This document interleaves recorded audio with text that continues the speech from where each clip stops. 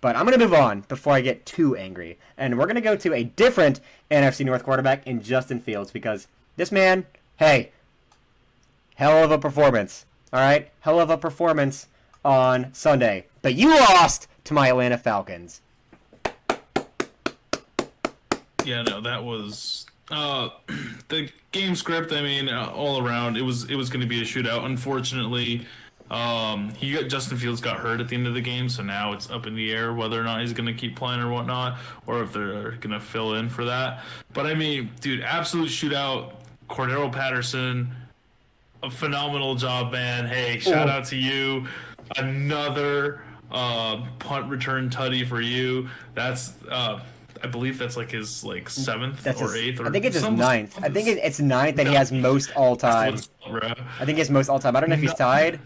He's either definitively the first all time or he's tied with someone like Devin Hester for first all time. But I think he has 9 now because they showed that stat during the game. And I want to say something because I like this. I'm from Georgia, so I like the Falcons. Once again, not my favorite team, but I like the Falcons. If it's Falcons versus Bears, I'm rooting for Falcons every time because I like the Falcons a little bit and I hate the Bears. Bears are on the bottom of my list for teams. I hate the Bears. Justin Fields, I like you because you're cool, you're a good quarterback, but I hate the Bears. You're a horrible poverty franchise. I don't care if you were good in the 80s. That was 40 years ago. You're not good anymore. Anyway, Cordero Patterson fumbled the ball the drive beforehand that allowed the Bears to get a touchdown. Then the next time the Bears get the ball, they have to punt it, and CP scores a touchdown on the return. So he fumbled the ball, and I was like, dang, he fumbled it. I hate you, Cordero Patterson. You just lost us the game. And then he gets a touchdown. So I love when players do that. There was a game the Chiefs played. I think it was the Chiefs versus someone in the playoffs maybe 2 years ago. I think it was Michael Hardman fumbled the ball, and the other team recorded a touchdown off the fumble, and then they kick off the ball, and he gets a kick return touchdown from that. And so it's like I love when players fumble the ball, make a big mistake, and then the next play they get the ball, they just boom, cross the field, touchdown, make up for it. Because I think that shows the players care.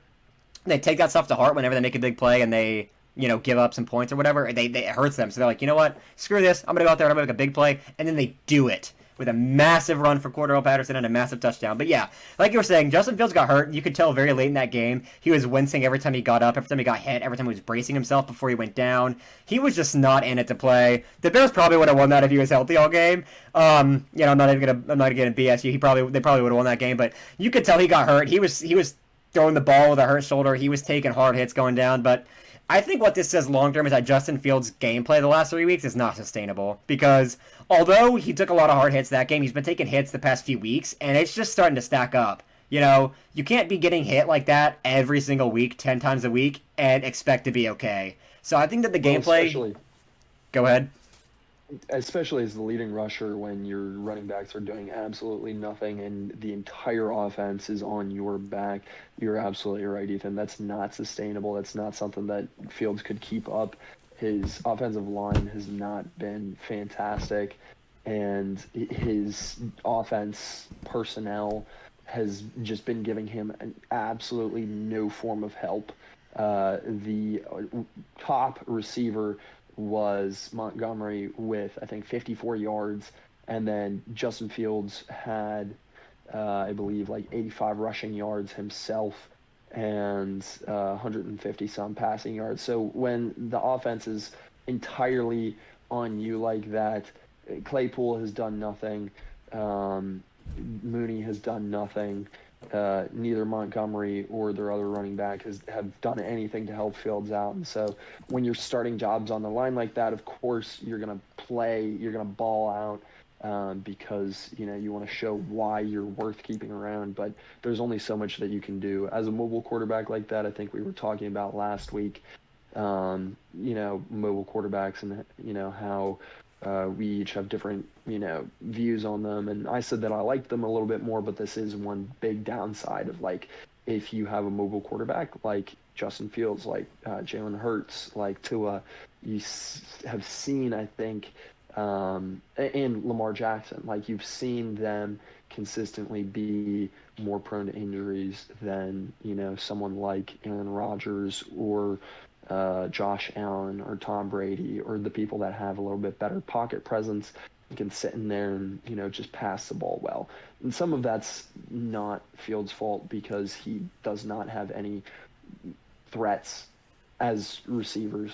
But then also they're playing a bunch from behind, right? So their defense has been absolutely atrocious. And I think their defense is really, we were also saying this last week, has lost them most of the games that they've lost because what was that stat? They've scored Ethan? 30 plus points in each of the last 3 weeks, except for the Falcons game. I think they scored, was it 24 maybe? 27. 27? Yeah, 24. Yeah. So, except for and even that, 24 points is a lot of points to still be losing. So, they scored 24 points, and then the 3 previous weeks, 30 plus points, and they've lost every game. And I understand, like, I like Justin Fields. Like, I don't like the Bears as a franchise, but I love Justin Fields because he is a freaking winner. They lose every game, but he is a winner. He has a winner's mentality. He puts his body and his everything on the line every freaking play. And he understands, like, hey, we're not having good play calls. We don't have a good backfield. We don't have a good O-line. We don't have good receivers. The only way we're winning this is if I put the freaking team on my back and rush the ball for 200 yards. And he does it and scores a lot of points. And then the defense still gives up too much. I understand it, Justin Fields, that he's got to play like that. But the front office of the Bears needs to stop it. Because if that's your future franchise quarterback, you cannot be letting him take as many hits as he is. He's not going to be playing next year if he keeps this up. I mean, it's like you were just saying, mobile quarterbacks are more prone to injury. That's one of the reasons that I personally don't... Like, I like mobile quarterbacks, they're fun to watch, but if I was starting my own NFL team, I wouldn't want one. Unless it's someone like Josh Allen, who doesn't rush a ton, but they still can. Someone like Patrick Mahomes. But the mobile ones like Jalen Hurts, Lamar Jackson, Justin Fields, they're just so prone to injury because they rush more. They take a lot of big hits. It's the same reason running backs' careers are so short in the NFL. They take a lot of hits. The more hits you take, the shorter your lifespan is in the NFL.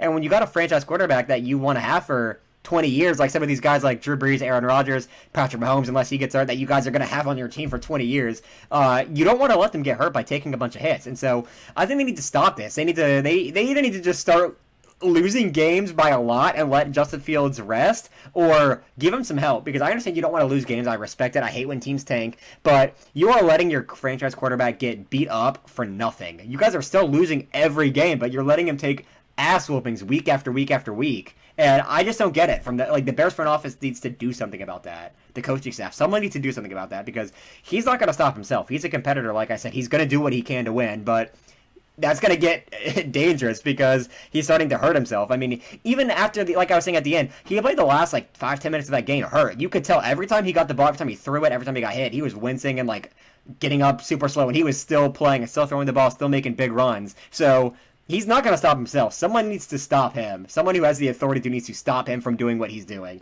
because he's going to end up shortening his career. And I think that's the last thing anyone wants to see. Yeah, and another thing to think about, you have all these other skill players, Darnell Mooney. He's still Darnell Mooney. You have Chase Claypool, Equanimous St. Brown.